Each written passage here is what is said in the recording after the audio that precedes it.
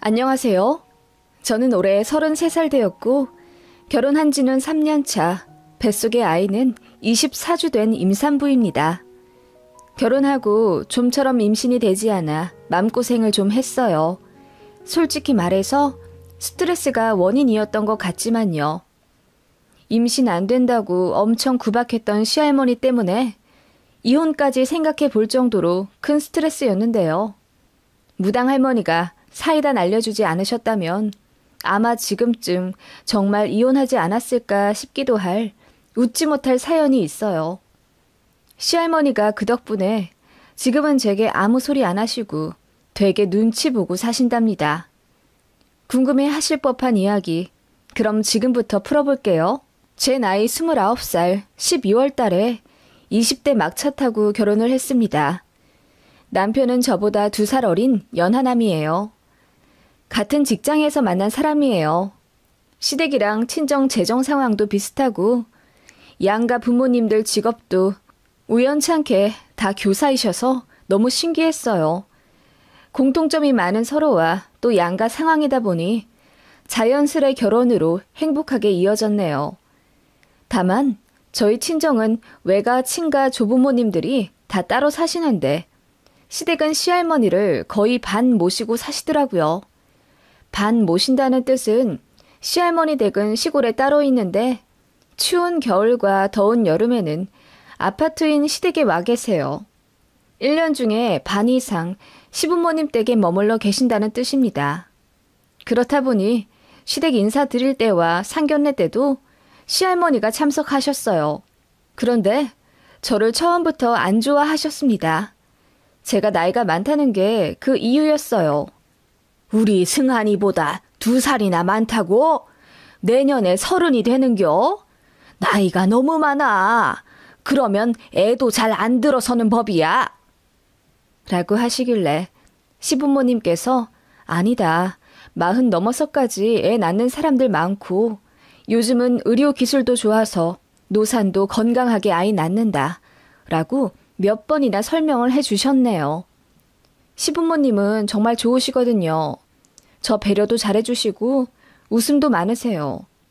그런데 시할머니는 아무래도 연세 때문인지 고리타분한 면이 많으시고 특유의 고집도 굉장히 세세요. 본인 생각이 찰떡같이 맞다고 우기는 경향이 있으시잖아요. 저희 시할머니도 그런 성격이시고 그 때문에 시집살이 당한 시어머니가 고생 참 많이 하셨다고 들었어요. 시어머니 결혼 후 근 30년을 시할머니랑 반합가 상태인데도 겸허히 받아들이시며 불평불만 않고 오실 때마다 잘 모시고요. 그러시면서도 저한테는 귀한 며느리, 아까운 며느리라 하시며 일도 잘 안 시키려고 하세요. 그런 시어머니가 저는 너무 좋아서 더 따라다니고 연락하고 챙겨드리고 그러지요. 그래서 결혼 초부터 저는 시어머니랑 정이 많이 쌓인 상태이고 어머님도 저를 딸같이 대해주셨습니다. 그런 상황이니 시할머니가 저를 나이로 구박하시는 게 어머님도 더는 못 참겠다 싶으셨는지 저를 많이 감싸주시고 어쩔 때는 화까지 내셨어요. 어머님, 우리 지연이 나이 많은 것도 아닌데 그만 말씀하세요. 귀한 집에서 귀하게 자란 딸이에요. 그리고 아기가 생기면 감사할 일이고 안 생기면 또 어때요? 요즘은 딩크족이라고 해서 일부러 애 안 낳고 사는 집도 많대요. 일하면서 애 키우는 게 요즘은 보통 일이 아니라고요, 어머님. 애를 안 낳아? 그게 무슨 말도 안 되는 소리야.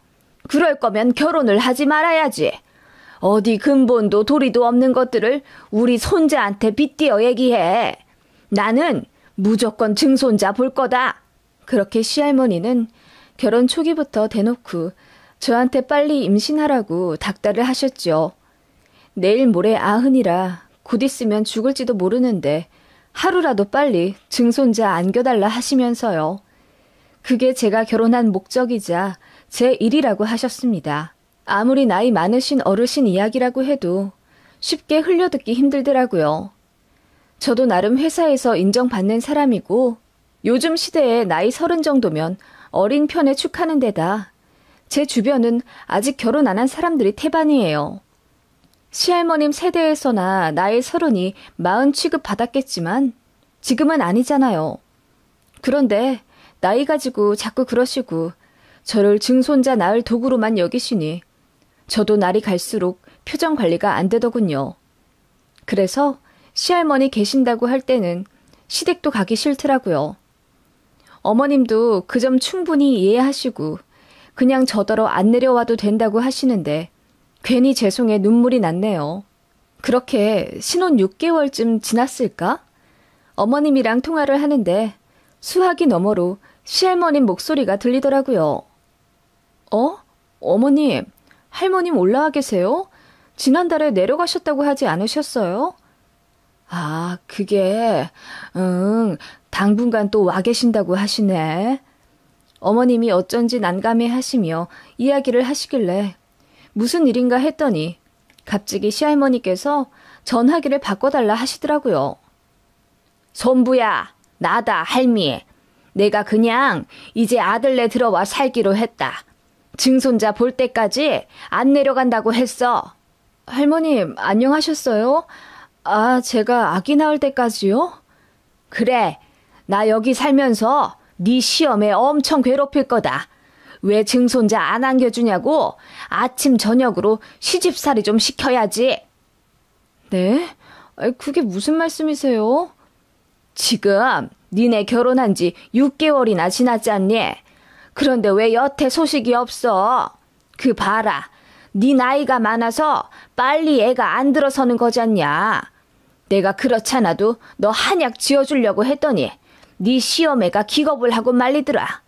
너나 네 시험이나 똑같아. 빨리 애 가질 생각을 안 하고 허송 세월이나 보내고 앉아있으니 내가 답답하지 않을 수 있어. 시할머니는 그렇게 격앙된 목소리로 저를 타박하며 제가 아기를 가질 노력을 하지 않는다면서 그 대가로 시어머니 시집살이를 시킬 거라고 하셨습니다. 물론 그냥 하시는 말씀이겠지만 너무하다는 생각이 들었죠. 할머님, 저 아직 건강하고요. 산부인과 갔는데 호르몬이나 자궁 상태도 다 평균 나이보다 적대요. 너무 걱정 마시고요. 아기가 올 때가 되면 어련히 오지 않을까요? 너무 그러시면 저도 스트레스 받아요. 뭐야? 요즘 애들 아주 드세고 되바라졌다더니 시댁 어르신한테 아주 할 말 못할 말 못 가리고 다 하는구나. 어른이 얘기를 하면 그냥 아무 말 않고 네 하는 거다. 네 친정에서 그리 가르쳤다냐? 평소에는 그냥 별 대답 안 하고 웃으며 순종했지만 시할머니의 그런 무대뽀에 저도 화가 나 참을 수가 없어서 좀 받아쳤습니다. 그랬더니 노발대발 하시면서 나 죽네, 나 쓰러지네 하면서 시할머니가 소리를 지르더라고요. 손주 며느리가 대들었다면서요. 제가 뭔 말이나 했으면 몰라요. 너무 억울하더라고요. 시어머니만 중간에서 고생하셨죠. 뒤로 넘어가신 시할머니 달래드리느라고요. 제가 그렇게 이야기했으면 시할머님도 내려가셨을 줄 알았는데 절대 안 가시더라고요. 그리고 제 핸드폰 번호로 그렇게 자주 전화를 하셨습니다. 저희 시할머니 아직 눈도 좋으시고 귀도 밝으시거든요. 그래서 스마트폰으로 카톡까진 못하더라도 전화는 어렵지 않게 하세요. 그런데 문제는 제가 출근해 있는데도 시도 때도 없이 전화를 하신다는 겁니다. 제가 자리에 있으면 모르겠는데 회의실에 들어가 사람들이랑 같이 있을 때는 정말 난감해 죽겠더라고요. 통화 내용도 거의 비슷해요. 내가 어제 좋은 꿈을 꿨는데 이건 필시 태몽이다. 속 울렁거리지 않아? 테스트긴지 뭐시긴지 오줌으로 검사하는 거 해봤어? 라며 제 몸 상태 체크를 하시거나 너 어젯밤에 우리 손자랑 사랑했냐? 매일매일 거르지 말고 해. 라며 낯부끄러운 이야기를 아무렇지도 않게 막 하십니다. 너무 스트레스 받아서 신랑한테 화풀이 하게 되고 그러다 보면 싸우고 정말 신혼 초에 힘들었네요. 그래서일까? 처음으로 생리불순도 겪게 됐어요. 참 건강하던 저인데 월경을 거르게 되더라고요. 병원 갔더니 스트레스 때문일 거라며 일을 쉬엄쉬엄 하라고 하는데 솔직히 업무적으로는 아무 문제 없어요. 제 생각에 시할머니 때문인 것 같았어요. 그리 임신을 바란다면 손주 며느리 마음이라도 편하게 해주든가. 닥달하면 없던 아이가 뿅 하고 생기는 것도 아닌데 말이죠. 신랑이랑도 자주 싸우게 되고 그러면서 시댁 가는 것도 싫어지니 자연스레 이혼 생각이 절로 나더라고요. 제가 이혼 서류까지 뽑아들고 울면서 난리친 적이 있어요. 이대로는 못 살겠다고요. 시부모님께서도 그 사실 알고 시할머니한테 진지하게 말씀하셨대요. 너무 증손자 타령해서 손자 부부가 사이가 안 좋아졌다고요. 그래서 이혼하게 될 판이라고 했더니 그제야 정신 차리신 듯 한동안은 전화 안 하시더군요. 그러더니 어느 날 억울하다 하시며 막 우셨다네요. 자기가 못할 소리 한 것도 아니고 결혼했으면 응당 애를 가지는 게 맞으며 언제 죽을지 모르는 시할머니가 그렇게 애타게 증손자를 보고 싶어 하는데 그게 그리 잘못된 거냐며 화를 내셨다고 해요. 시어머니도 힘들어서 제 앞에서 우시기도 했고요. 그런 시댁 상황 보니 참 답이 없더라고요. 저 때문에 시집살이 당하며 고생하실 시어머니가 눈에 아른거려 마음이 너무 안 좋더라고요. 저도 솔직히 아기 원했어요. 어차피 애 낳을 거 빨리 낳고 싶단 생각이 들었는데 스트레스 때문인지 심리적으로 저도 모르게 거부감이 생기는 것 같았어요. 아이 낳았다가 증손자 지독하게 사랑하실 시할머니한테 빼앗기는 건 아닐까 이런 말도 안 되는 상상도 들었고요.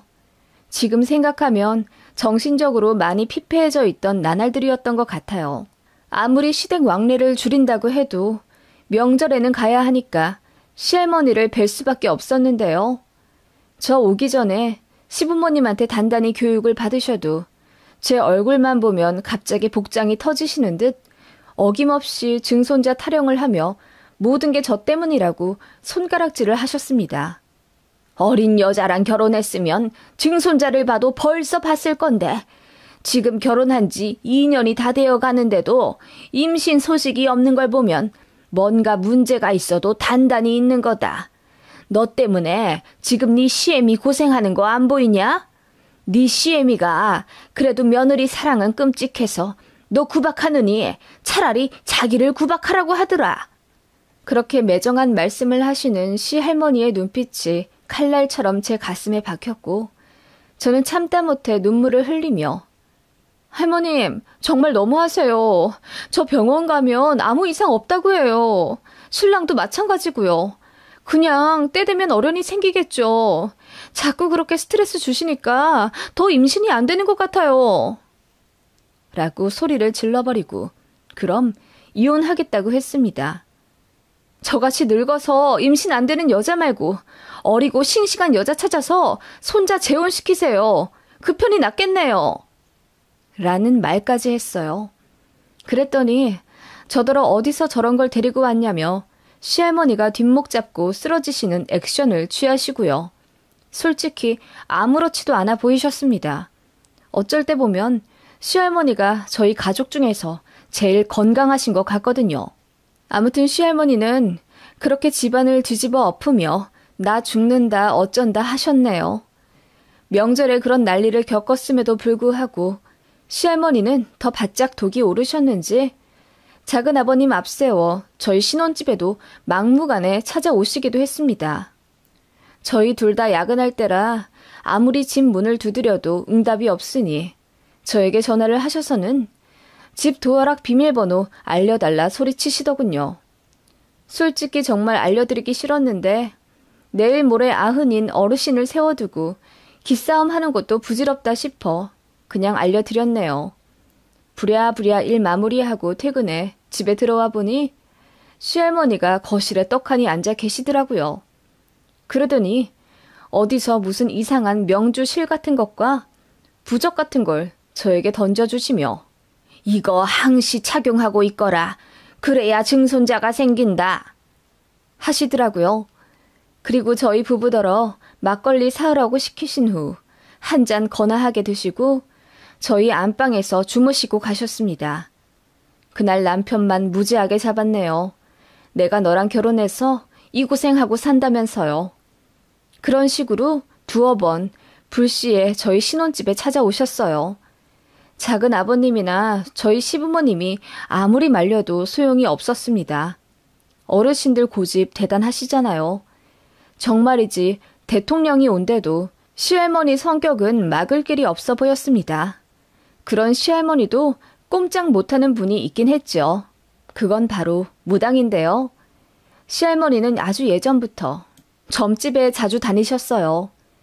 가족들 일 안 풀리거나 몸이 안 좋을 때마다 동네 병원 다니듯 가시는 곳이 있었는데 몇 년 전에 단골 무속인께서 소천하셨다고 하더라고요. 그 이후로 한동안 안 가셨는데 시할머니는 그게 원인이 아닐까 짐작하시더라고요. 그래서 용하다는 무당집 찾아 여기저기 다니시더니 한 군데 찾아내셨나 보더라고요. 저더러 몇 월 며칠 몇 시까지 어디 오라고 하시길래 어디냐고 물으니 시할머니께서 아주 용하다는 무당집이야. 너 데리고 오라더라. 무조건 같이 가야 한다. 라고 하시길래 제가 그런 곳 무서워서 저는 가본 적도 없고 앞으로 가기도 싫다고 했습니다. 노발대발 하실 줄 알았는데 의외로 앓는 소리를 하시며 당신 소원이니 한 번만 같이 가자고 하시더라고요. 그래서 결국 알겠다고 했습니다. 걱정되는 마음에 시부모님 두 분까지 같이 오신다 하더군요. 시할머니가 또 저한테 뭔 소리 하실지 모르니까요. 미안한 마음에 오신다길래 저도 별 수 없이 남편이랑 그 무당집 가기로 했네요. 차를 한 2시간 타고 꼬불꼬불한 길을 가자 다 쓰러져가는 초가집 같은 게 보였어요. 저희 친정은 종교가 있어 무속 신앙을 믿지도 않고 저도 겁이 많아 재미삼아 사주도 한번 본 적이 없어요. 은근히 긴장된 마음으로 방 안에 들어섰죠. 시할머니가 울분을 털어놓듯이 무속인 분한테 그러시더라고요. 얘가 애가 안 들어섭니다. 지금 결혼한 지 2년이 다 되어가는데 아직도 내가 증손자를 못 보내요. 그런데 둘 다 병원에 가도 별 문제가 없다고 합디다. 이게 말이나 되는 건지요? 나는 통 이해가 안 갑니다. 그 말에 무속인 분도 약간 답답한 듯이 원래 임신이라는 게 쉽게 되는 사람이 있고 안 되는 사람이 있지 않겠냐면서 기다리면 응답이 올 거라고 하시는데도 시할머니는 저를 빤히 쳐다보시며 내가 결혼 전에 제 사주를 몰래 봤는데 애가 안 들어설 사주가 아니란 말이에요. 그런데 이렇게까지 안 되는 거는 뭔가 운이 막힌 거 아닐까요? 그게 맞다면 내가 돈을 좀 써서라도 오늘 선생님께 좀 풀어달라고 하려고요. 쟤 때문에 대 끊길까봐 내가 아주 두렵거든. 성격도 어찌나 되바라지고 드센지 나한테 말 한마디 안 지려고 들어. 라고 하시더군요. 그 말에 시어머님은 왜 그렇게 말씀을 또 하냐며 제 편을 들어주셨지만 별 소용 없었고요. 무속인 분이 그 얘기 다 듣고 그럼 이제 뜻을 좀 풀어보겠다 하시며 눈을 감으시더군요. 시할머니는 경건하게 기다리고 계셨고요. 조용하던 찰나 갑자기 벼락 같은 목소리로 그 무속인 분이 소리치셨습니다. 너 때문이다! 그 말에 시할머니가 그럼 그렇지 하는 표정으로 저를 보시며 으스대시더군요. 그럼 어떻게 해야 할까요? 좀 풀어주십시오. 아니, 얘 말고 너 때문이라고? 예? 무속인 분이 가리킨 건 제가 아니라 시할머니였죠. 할머님은 어안이 벙벙한 듯 입만 쩍 벌리고 계셨고 무속인 분은 소리를 버럭 치시며 다 순서가 있거늘 가야 할 사람이 안 가고 길을 떡하니 막고 있으니 불쌍한 애기가 길을 헤매고 있구나. 그 말에 일동 모두 정적이 흘렀고 제 남편만 새어나오는 웃음을 막지 못하고 피식거렸습니다. 할머니, 그것 보세요. 제 와이프 탓 아니라니까요. 제 남편이 철없이 한 소리 하자 시할머니 표정이 본 적 없이 불그락 푸르락 당황해 하시더라고요. 무속인분은 그러셨습니다. 제 시할머니 명줄이 너무 길어서 증손자가 안 생기는 거라고요. 저랑 제 남편과의 부부간 금술은 나무랄 데가 없고 자식 운도 있는데 지금 순서를 기다리느라 아직 이 세상에 내려오지 못한다는 겁니다. 집집마다 가족을 품을 수 있는 바구니가 있는데 지금 저희 가족들은 그 바구니가 꽉 차 있고 한 명이 나가야 그 길로 새 생명이 들어오는데 저희 시할머니가 안 나가고 버티고 있어서 아기가 안 생기는 거라고 하셨습니다. 아기 보고 싶으면 손주 며느리를 최대한 보지 말고 운이 좋아 시할머니 살아생전 증손자가 생겨 태어나더라도 보지 말라 하시더라고요. 자주 보면 볼수록 증손자한테 안 좋을 거라 하면서요. 그 얘기 듣고 시할머니 얼굴이 사색이 되더군요. 그 뒤로는 무슨 이야기인지 잘 알아듣지 못했지만 아무튼 100만 원짜리 부적을 하나 하라는 결론이 나왔습니다. 기분이 상하신 시할머니는 생각해 본다고 하고 그냥 나오셨고요. 아무 말씀 없으시고 그냥 먼 산만 바라보시더군요. 그러더니 시부모님 차에 말없이 타시는 시할머니였습니다. 원래는 저희 부부 차 타고 저희 신혼집 가실 예정이었거든요. 그런데 그냥 시댁 가겠다 하시길래 조금 어안이 벙벙했죠. 저희도 시댁 따라간다고 했더니 시할머니가 웬일로 오지 말라 하시대요. 창피한 건지 무안한 건진 몰라도 그냥 됐다 하시며 저희 알아서 식사하고 주말 잘 보내라 하시더군요. 그리고 며칠 뒤 정말 놀라운 이야기를 들었습니다. 시할머니가 시댁에 가시자마자 사흘 밤낮을 꼬박 앓으셨대요. 무당분으로부터 자식들 앞에서 망신 제대로 당했다 싶으셨는지 많이 서러워하셨다고 들었네요. 당신이 가야 하는데 못 가서 그 바라던 애를 못 보는 거라고 이야기를 들었으니 얼마나 상심이 크고 마음이 복잡하시겠어요. 그리고 시할머니는 아이가 안 생기는 모든 원인이 손주 며느리라고 생각하고 가진 구박을 다 하셨는데 반전이 생겼으니 할 말 없어지신 거죠. 그래서 마음고생을 하셔서 그런지 많이 힘들어 하셨다 하더라고요. 그러더니 작은 아버님 불러서 모든 짐을 챙겨 집으로 내려가셨다고 들었습니다. 이제 별일 없으면 안 올 거라며 그냥 시골 본가에 계시겠다고 했대요. 시어머니의 시집살이도 드디어 해방된 거죠. 어머님이 그리 말씀하시며 저더러 그간 고생했다고 이제 시할머니가 임신 얘기로 스트레스 줄 일 없을 거라고 하시며 그동안 막는다고 막았지만 못 지켜줘 미안했다고 진심 다해 말씀하시더라고요. 저는 그런 시어머니가 조금도 원망스럽지 않았어요. 오히려 늘 안쓰럽게 생각했거든요.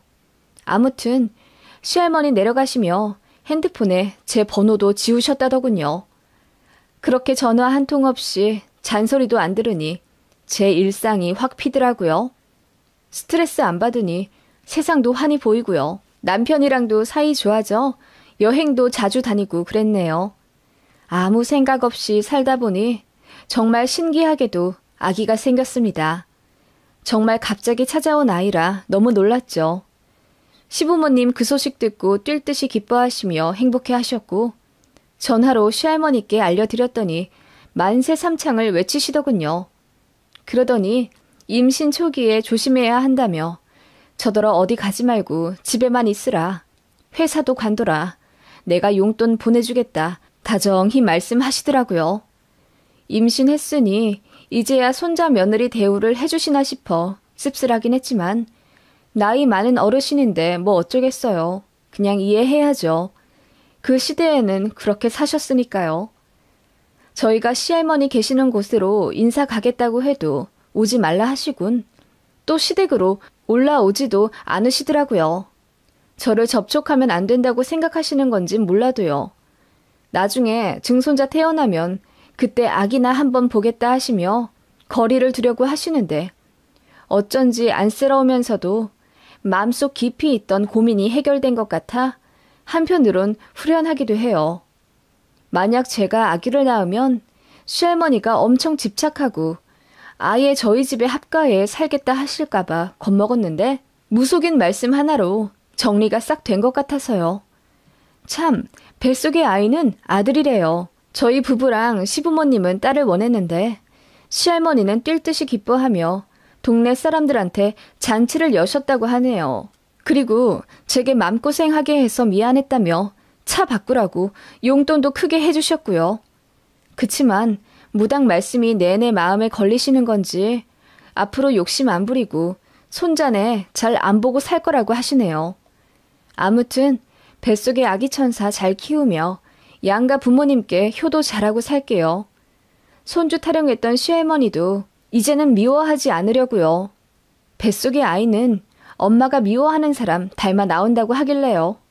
그냥 그러려니 하고 잘 챙겨 드려야지요.